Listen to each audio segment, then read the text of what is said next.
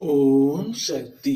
என் அன்பு தங்கமே, நீ அனுதினமும் என்னிடம் வேண்டுவது, என்னவர் என்னை விட்டு பிரிந்திருக்கின்றார், அவரை விரைவில் என்னுடன் சேர்த்து வையுங்கள், எனக்கான மகிழ்ச்சியும் நிம்மதியும் தாருங்கள் அம்மா என்றுதானே செல்வமே. நிச்சயம் உனக்கான மகிழ்ச்சியும் நிம்மதியும் நான் கிடைக்க செய்வேன். அன்பாக இருந்தாலும் சரி, பொருளாக இருந்தாலும் சரி, கிடைக்காது என தெரிந்ததும் எதிர்பார்க்காதே. அவமானதான் படுத்தப்படுவாய். நல்ல குணம் படைத்த உன்னை புரிந்து கொள்ளும் காலம் நிச்சயம் அவர்களுக்கு வரும். பொக்கிஷம் போன்ற உன் மதிப்பை நான் அவர்களுக்கு புரிய வைப்பேன்.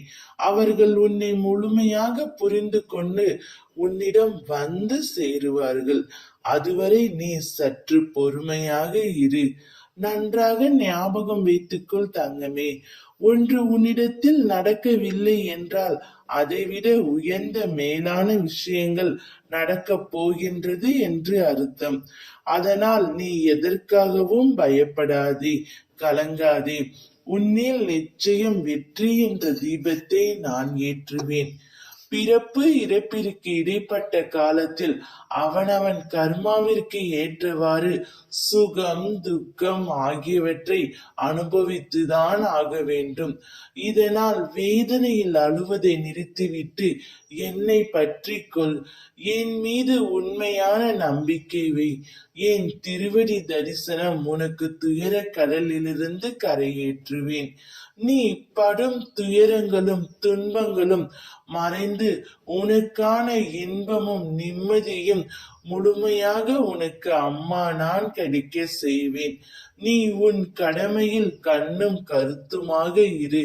நீ எங்கு சென்றாலும் உன்னை பற்றி குறை கூறவே காத்து கொண்டிருக்கும் உலகம்தான் இது.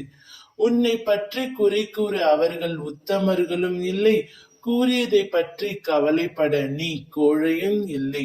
நீ என் குழந்தை. உனக்கானவர், உனக்காகவே படைக்கப்பட்டவர்.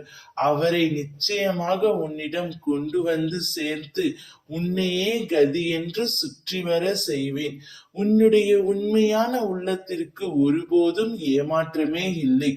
உன் ஆசைகள் கனவுகள் விரைவில் நினைவாகும். நல்லதே நடக்கும். ஓம் சக்தி.